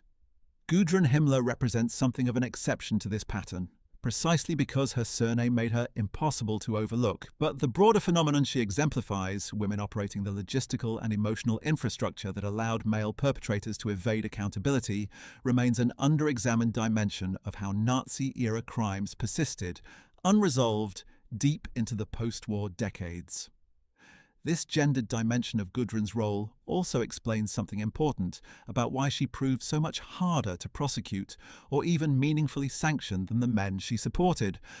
Unlike Maloth or Barbie, Gudrun herself had never been convicted of any specific wartime crime, had never held any formal SS rank or position of command, and had technically broken no German law by donating money to a registered charitable organization, however thin that charitable veneer may have been. West German and later reunified German authorities monitored Stille Hilfe's activities for decades through domestic intelligence services, and the organization periodically faced parliamentary scrutiny over its tax-exempt non-profit status, particularly during a notable Bundestag debate in 1993 and 1994 that examined whether the group's revisionist political activities disqualified it from continued non-profit recognition. Yet Gudrun herself, operating always one careful step removed from any directly prosecutable offence, was never personally charged with any crime connected to her decades of activity. A legal immunity that allowed her to continue her work essentially uninterrupted from the organisation's earliest years through to her death in 2018. Anton Maloth had been living comfortably and openly in Italy for decades before German authorities, prompted by the persistence of investigative journalist Peter Finkelgruen, a German Jewish reporter who had personally uncovered Gudrun's role in financing Maloth's retirement, finally began building a serious case against him in the late 1990s. When the story broke publicly, revealing that German taxpayer money had been subsidizing the comfortable retirement of a convicted war criminal on land once owned by Rudolf Hess, with arrangements personally overseen by the daughter of Heinrich Himmler, the resulting public outcry forced a level of scrutiny onto Stille Hilfe that the organization had successfully avoided for nearly half a century. Maloth's eventual 2001 conviction in a Munich district court for murder and attempted murder, and his sentencing to life imprisonment, came only after this public exposure made his continued protection politically untenable. He died in prison less than 2 years later, in 2002, having spent the vast majority of his post-war life evading any meaningful accountability for his crimes at Theresienstadt, thanks in substantial part to the network Gudrun had so carefully cultivated. What about Gudrun's own children, born to her and Wolf-Dieter Burwitz in the 1960s? Here the historical record grows notably thin, a silence that appears to be entirely deliberate. Unlike Gudrun herself, whose every documented action seemed almost designed to honour and extend her father's memory, her own children largely avoided public life and public association with the family's notorious history, a choice that suggests, even without direct confirmation, a generational shift away from the absolute, unwavering devotion that had defined their mother's entire existence. This pattern, in which the grandchildren and great-grandchildren of senior Nazi officials increasingly chose privacy and distance over either active defense or active confrontation of their family's legacy, mirrors a broader trend documented among the descendants of the Third Reich's leadership as the war recedes further into history with each passing generation. The 2015 encounter with British journalist Alan Hall, briefly mentioned earlier, deserves a fuller account because it represents one of the very few moments in Gudrun's final years where her carefully maintained privacy was directly breached by an outsider. Hall, working for a British newspaper investigating the continued activities of Stille Hilfe, even as its membership dwindled to a reported handful of ageing loyalists, tracked Gudrun to her home in Fürstenried and attempted to question her directly about her decades of involvement with the organisation. By this point, Gudrun was 85 years old, having spent the better part of 70 years navigating exactly this kind of unwanted scrutiny with practiced, terse silence. Her response that she never discussed her work and simply did what she could when she could offers perhaps the single most concise summary available of her entire approach to her life's central project. Minimal explanation, maximum action, and an unwavering refusal to ever frame her activities in terms her critics would recognize as morally troubling. Her husband's blunt dismissal of the reporter, telling him flatly that he was not welcome and should leave, only reinforced the impression of a household that had spent decades successfully insulating itself from outside accountability, much as Gudrun herself had been insulated as a child from the true horror of her father's work. By the time of this confrontation, Stille Hilfe itself had become a shadow of its former self, its membership reportedly dwindling to somewhere around 40 individuals by the 2000s, almost all of them elderly, as the generation of Waffen-SS veterans and Nazi-era perpetrators who had once formed its core constituency died out year by year. Yet even as the organization's practical relevance faded, Gudrun's symbolic importance to its remaining members and to the broader far-right milieu that continued to revere her never seemed to diminish. She remained, into her final years, exactly what Oliver Schromm had described decades earlier, a dazzling, almost mythic figure, the last living link to the Reichsfuhrer-SS himself, carrying forward a flame that the passage of 70 years and the deaths of nearly everyone who had actually lived through the Third Reich had done nothing to extinguish. By the late 1990s and into the 2000s, Gudrun's role within Stille Hilfe and the broader far-right underground had become something of an open secret within Germany, discussed in investigative journalism and historical research, even as she herself continued to decline almost all direct engagement with the press. The Maloth case in particular had thrust her into a degree of unwanted public scrutiny, forcing journalists and historians to grapple directly with the uncomfortable reality that the daughter of one of history's most prolific mass murderers had spent decades actively working to shield his ideological heirs from the consequences of their own crimes. And yet, even this scrutiny produced no change in her behaviour, no public reckoning, no statement of regret. If anything, the exposure seemed only to confirm for Gudrun and her supporters alike the very narrative of victors' justice and persecution that had animated the entire Stille Hilfe project from its founding in 1951. She remained, well into old age, exactly the woman her father's letters had shaped her to be: devoted, disciplined, and utterly convinced of her own righteousness, regardless of how thoroughly the historical record contradicted that conviction. But the most extraordinary revelations about what family life had actually looked like inside the Himmler household were still to come, arriving not from Gudrun herself, who never wavered from her silence, but from a discovery on the other side of the world that would finally let historians and the public read Heinrich Himmler's own words for themselves.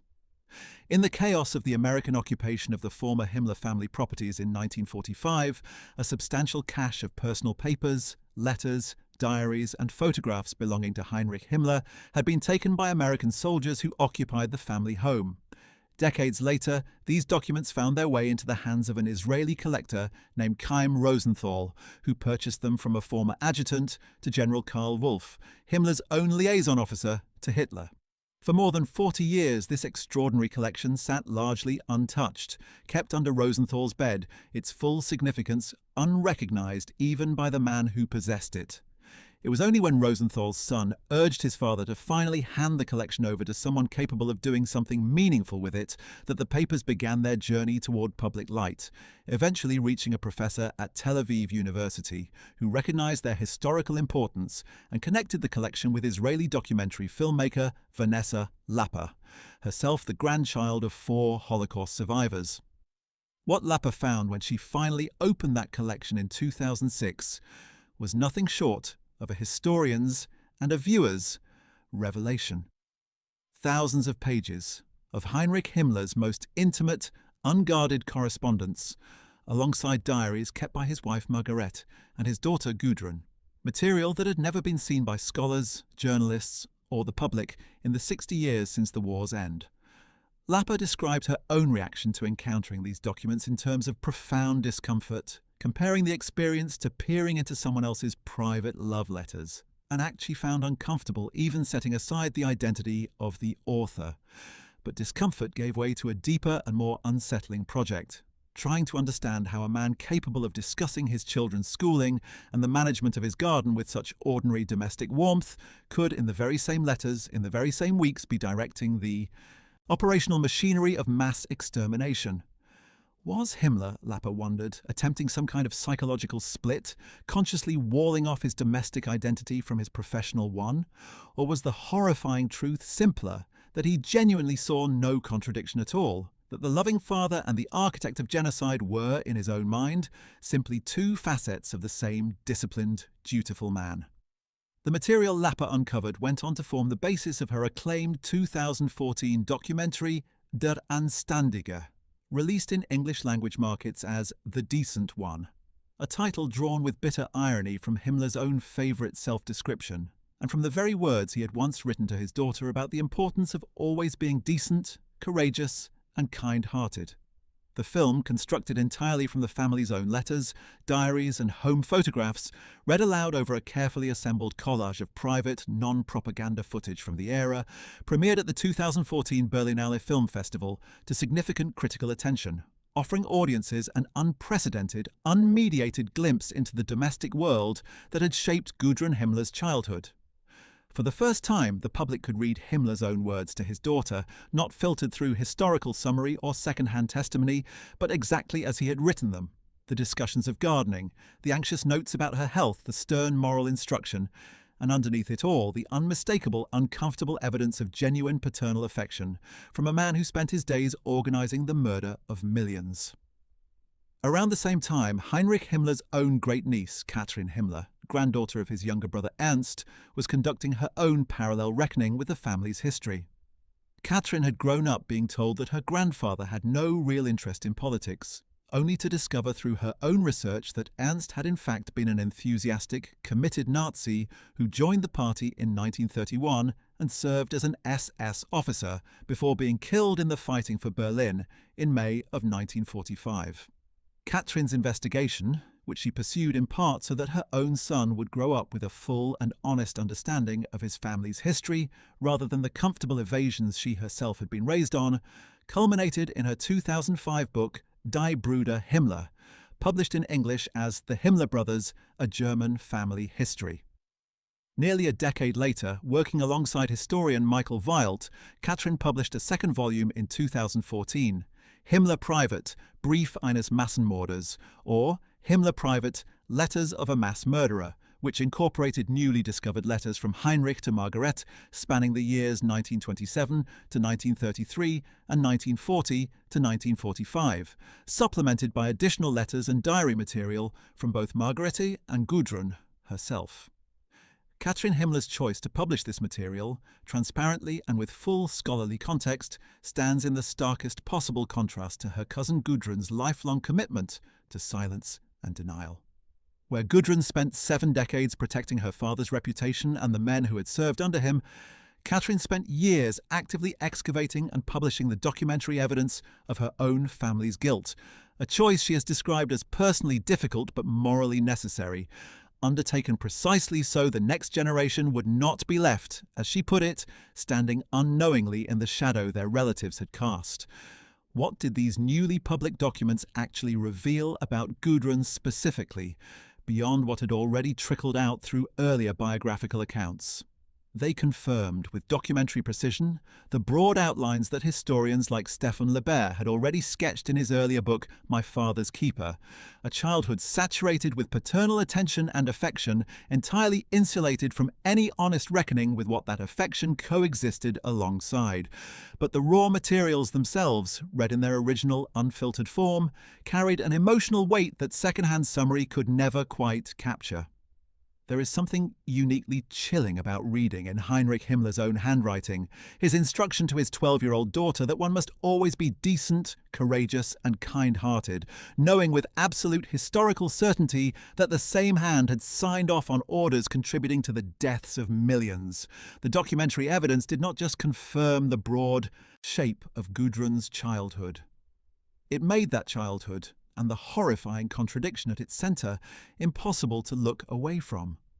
Vanessa Lapper, reflecting on the broader significance of the collection she had spent years studying, offered a particularly pointed observation about Gudrun's relationship to her father, built around the seemingly innocuous detail of Himmler tracing his infant daughter's hand in the family's developmental journal. Even in that small, tender gesture, Lapper noted, Himmler could not resist adding a critical, judgmental note about the baby's inability to hold still, a tiny but telling glimpse of a man for whom even unconditional parental love was filtered through an instinct toward discipline and correction. This is not, Lapper argued, the unblemished record of an amazing, loving father, despite how thoroughly Gudrun herself spent her life insisting otherwise. It is the record of a man who, even in his most private and tender moments with his only daughter, could not fully suppress the rigid, judgmental, controlling instincts that defined his public conduct as well.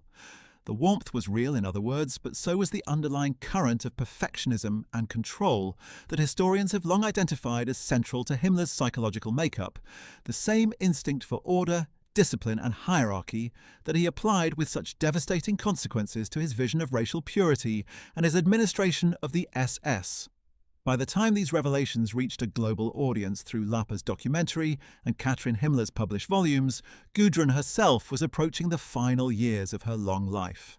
She remained, even into her 80s, largely unmoved by the public attention these new revelations generated, declining to comment publicly on the documentary, the published letters, or her own diary entries as a child touring Dachau, which by this point had become widely circulated and discussed in historical and journalistic circles as one of the most disturbing documents to emerge from any Nazi family's private archive. Did she ever privately reckon with what those documents revealed in the quiet of her own home in Fürstenried, away from the public eye she had so carefully avoided for 7 decades? We will likely never know. Gudrun Berwitz took whatever private doubts or reflections she may have harboured to her grave, leaving behind only the public record of unwavering, lifelong loyalty that defines her entire historical legacy. It is worth considering, too, just how unusual it is for a single family's private correspondence to survive in this kind of completeness, spanning decades, multiple residences, and the chaos of total military defeat. Most personal archives from the period were destroyed, lost, or scattered during the war and its aftermath, as bombed-out homes, fleeing families, and looting soldiers scattered or incinerated countless private records belonging to far less notorious German families. That the Himmler family papers survived at all, passing from American soldiers through a chain of private collectors across 6 decades before finally reaching public scholarship, is itself a remarkable historical accident. Had Chaim Rosenthal's son never urged his aging father to finally part with the collection, it is entirely possible the letters would have remained hidden indefinitely, and the full, unfiltered record of what Heinrich Himmler actually wrote to his daughter might never have become available for historians and the public to examine directly, leaving Gudrun's own carefully maintained silence as the only lens through which the world could view her family's private life. Gudrun Himmler's case did not exist in isolation. Beginning in the 1980s and accelerating through the 1990s and 2000s, a distinct field of scholarship and journalism emerged specifically devoted to understanding what researchers came to call the second generation, the children of senior Nazi perpetrators who had grown up, like Gudrun, inside households where genocide and domesticity coexisted without apparent friction. Israeli psychologist Dan Bar-On conducted some of the earliest and most influential research in this area, travelling across Germany and Austria through the 1980s to interview dozens of sons and daughters of convicted or implicated Nazi officials, publishing his findings in the landmark 1989 study, later released in English as Legacy of Silence: Encounters with Children of the Third Reich.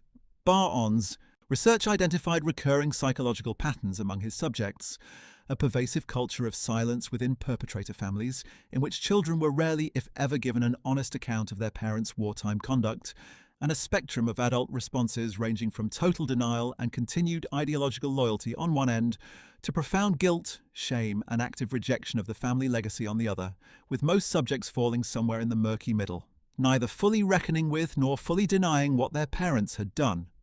Where exactly does Gudrun Himmler fall on this spectrum?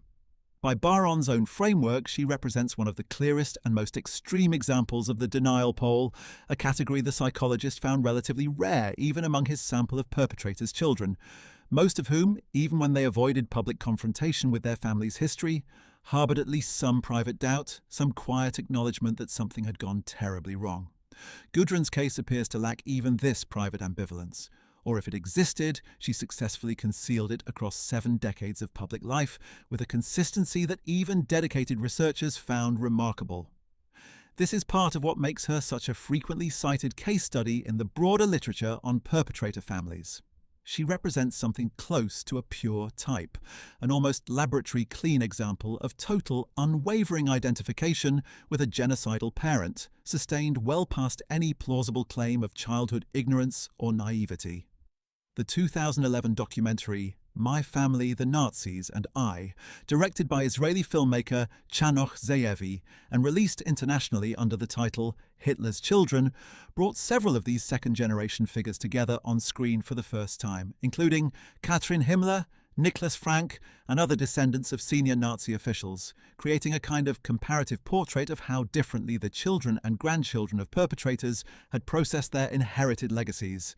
The film captured raw, often visibly painful confrontations, including footage of descendants visiting the sites of their relatives' crimes, meeting with survivors and their families, and grappling on camera with questions of guilt, inheritance, and moral responsibility that had clearly never been fully resolved within their own families. Gudrun Berwitz, notably, did not participate in this documentary or any other production of its kind, maintaining instead her characteristic refusal to engage publicly with exactly the kind of reckoning the film's other subjects were, actively, if painfully, pursuing. Her absence from these projects is itself a kind of statement, a continuation of the same studied silence that had defined her entire adult relationship with her father's legacy. To understand why Gudrun's psychological architecture proved so resistant to the kind of reckoning other perpetrators' children eventually undertook, it helps to look more closely at the specific ideological framework her father had built around the concept of family itself. Heinrich Himmler did not merely tolerate the traditional German family as a private institution separate from his official duties. He treated family formation, reproduction, and child-rearing as central pillars of his entire racial project, founding the Lebensborn program in 1935 specifically to encourage and support births among SS members and racially approved German women, an initiative that would later expand into the forcible removal and so-called Germanization of children deemed racially suitable from occupied territories across Eastern Europe. Himmler delivered numerous speeches to his SS officers, explicitly framing marriage, childbirth, and family loyalty as patriotic and racial duties, inseparable from military and ideological service to the regime. Within this framework, Gudrun was never simply his daughter in a conventional private sense. She was, in a very real ideological sense, a kind of living demonstration project, proof that the Reichsfuhrer-SS himself practiced what he preached, that a man capable of building an empire of terror could also model the disciplined, fertile, loving German family. His entire racial program was ostensibly designed to protect and propagate. This context helps explain why the letters between Himmler and his daughter read the way they do, simultaneously warm and ideologically freighted, personal and propagandistic at once. When Himmler wrote to Gudrun about decency, courage and kindness, he was not merely offering generic fatherly advice. He was transmitting, in miniature, the same value system he demanded of his SS officers, recast in softer, more intimate language appropriate for a child. The cruelty of this framework lies precisely in its sincerity. Himmler appears to have genuinely believed that decency, as he understood and practiced it, was compatible with, and even required by, the systematic murder of Europe's Jewish population, an internal logic so thoroughly inverted that it allowed him to lecture his daughter on kindness in the same years he was personally touring extermination facilities and issuing directives that accelerated the pace of mass killing. Gudrun inherited this inverted moral framework wholesale, absorbing it not as abstract ideology, but as the simple, lived texture of her own father's love. It is worth pausing here to consider the broader legal and political context in West Germany that allowed organizations like Stille Hilfe to operate, largely unmolested, for so many decades. The newly formed Federal Republic faced enormous practical and political pressure in the years immediately following the war to rebuild its institutions, courts and civil service, using whatever trained personnel remained available, a pragmatic necessity that resulted in remarkably high levels of continuity between Third Reich-era officials and the post-war West German state. Judges who had presided over Nazi-era courts, civil servants who had implemented Nazi-era policy, and police officials who had served the Gestapo and SS apparatus directly often found themselves quietly reintegrated into the new democratic order with minimal scrutiny, a phenomenon historians have extensively documented in works examining the so-called Adenauer-era continuity between the Third Reich and the early Federal Republic.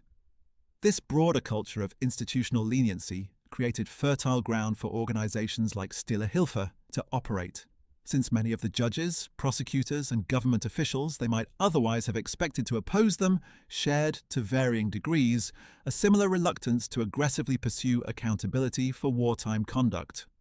This dynamic shifted gradually but significantly over subsequent decades, driven in large part by a generational change within West German society itself. The student movements of the late 1960s, particularly the events of 1968, brought a new generation of Germans, many of them the children of the war generation, into direct, often furious confrontation with their parents' and grandparents' silence about the Nazi era, demanding a more honest and thorough reckoning with the country's recent past than the cautious, often evasive approach favoured by the immediate post-war establishment. This cultural shift coincided with significant legal developments as well, most notably the prolonged and politically fraught debate over whether West Germany should maintain or abolish the statute of limitations for murder as it applied to Nazi-era crimes. A debate that played out repeatedly in the Bundestag through the 1960s and 1970s, before West German lawmakers finally voted in 1979 to abolish the statute of limitations for murder entirely, ensuring that even decades-old Nazi crimes could, in principle, still be prosecuted, regardless of how much time had passed. It was against this backdrop of slowly tightening legal accountability that organizations like Stille Hilfe found their work becoming both more difficult and, in the eyes of their dwindling membership, more urgently necessary as the network of elderly, previously untouchable former SS men its members had spent decades protecting increasingly found themselves facing renewed prosecutorial attention even in the final years of their lives. The Klaus Barbie case illustrates this shifting landscape particularly well. Barbie had escaped Europe entirely after the war, living for decades in Bolivia under a false identity with the tacit protection of sympathetic anti-communist intelligence networks and, for a period, direct support from American intelligence services interested in his anti-communist credentials rather than his wartime conduct. It was only in 1983, nearly 4 decades after his crimes in Leon, that French authorities finally secured his extradition, a process that involved years of painstaking investigative work by Nazi hunters including Serge and Beta. Klarsfeld, whose tireless documentation of Barbie's wartime atrocities, including his direct role in the deportation of Jewish children from the village of Izieu to their deaths at Auschwitz, ultimately overcame decades of institutional indifference and active obstruction. Barbie's eventual 1987 conviction in a French court for crimes against humanity and his death in prison in 1991 represented exactly the kind of delayed, but eventually realized accountability that organizations like Stille Hilfe had spent decades working to prevent, a reminder that the network's efforts, however well-funded and well-organized, did not always succeed in shielding their beneficiaries indefinitely. Against this backdrop of slowly tightening accountability, Gudrun's continued, unwavering involvement with Stille Hilfe takes on an even starker quality. She was not simply a passive inheritor of an earlier generation's sympathies, quietly maintaining old loyalties out of habit or sentiment. She was an active participant in an ongoing, adversarial struggle against the machinery of historical justice, a struggle that played out across decades of court cases, extradition battles, and journalistic investigations, with Gudrun consistently positioned on the side, working to delay, obstruct, or entirely prevent accountability for documented mass murderers. This is perhaps the most important corrective to any narrative that frames her purely as a tragic victim of childhood indoctrination. Whatever the origins of her convictions, the use to which she put those convictions across 73 years of adult life was concrete, consequential, and consistently aligned against the interests of justice for the victims of her father's regime and the regime's many other perpetrators. It is impossible to discuss the central paradox of Vanessa Lapper's documentary, a title drawn ironically from Himmler's own self-image as the decent one, without acknowledging its connection to philosopher Hannah Arendt's famous and still debated concept of the banality of evil, first articulated in her 1963 account of the trial of Adolf Eichmann in Jerusalem. Arendt argued that Eichmann, far from being a uniquely monstrous psychopath, presented in court as a disturbingly ordinary bureaucrat, a man motivated less by ideological fanaticism than by careerism, thoughtlessness, and an unreflective willingness to follow orders within a system that had redefined mass murder as routine administrative procedure. Critics of Arendt's framework have long pointed out that it fits some Nazi perpetrators far better than others, and Heinrich Himmler himself, as the chief architect and enthusiastic ideological champion of the final solution, arguably represents a poor fit for the banality thesis in his professional capacity, given how thoroughly and passionately he embraced the genocidal project rather than merely administering it with bureaucratic indifference. And yet, within the domestic letters Lapper's documentary brought to light, something closer to Arendt's banality does emerge. Not in Himmler's professional conduct, which was anything but thoughtless or indifferent, but in the sheer ordinariness of his domestic correspondence, the gardening notes and schoolwork inquiries that could have been written by any conventional, moderately strict German father of the era. The horror of the Himmler family letters lies precisely in this banality. The fact that genocide and garden vegetables could occupy the same unremarkable register of prose, written by the same hand, in the same week, without any apparent internal friction. Gudrun, raised entirely within this banal domestic register, never had occasion to perceive the genocidal reality lurking just outside the frame of her father's letters, because that reality was never written in the letters at all. This is perhaps the single most important insight the eventual publication of the Himmler family papers offers to anyone trying to understand how a totalitarian ideology actually functions within the private sphere of family life.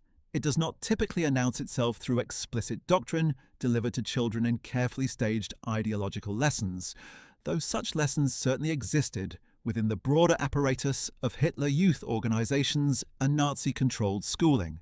It operates instead through the accumulated weight of thousands of small, unremarkable domestic moments. A traced hand in a baby journal, a weekly letter about decency and kindness, a family outing to a concentration camp followed by a satisfying meal, each individually unremarkable, each cumulatively building toward an adult conviction so deeply rooted in childhood experience that no subsequent historical revelation, however overwhelming, ever proved capable of dislodging it.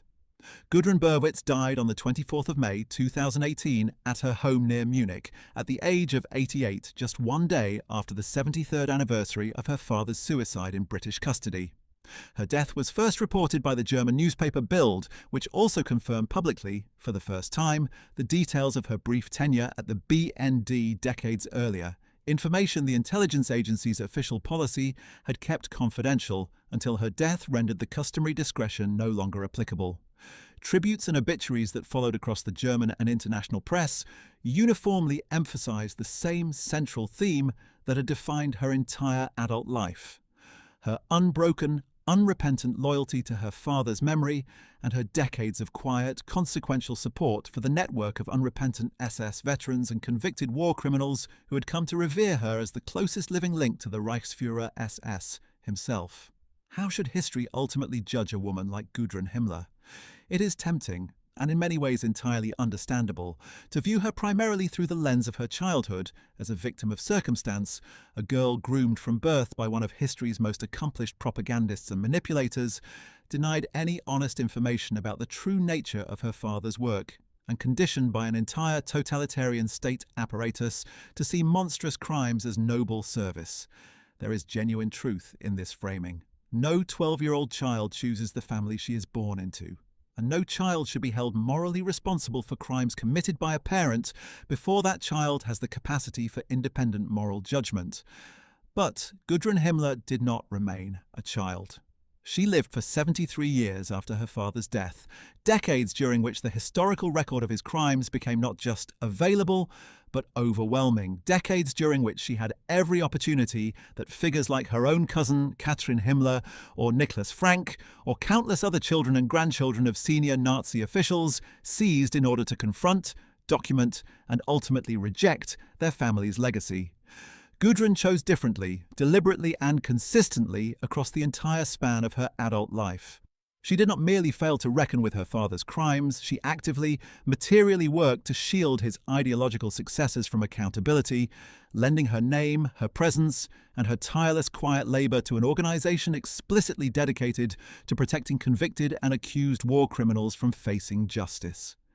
This is the central, unresolved tension at the heart of Gudrun Himmler's story, and it is precisely what makes the letters, diaries, and documentary evidence revealing her family's private life so historically significant. They do not offer a simple narrative of either total victimhood or pure inherited villainy.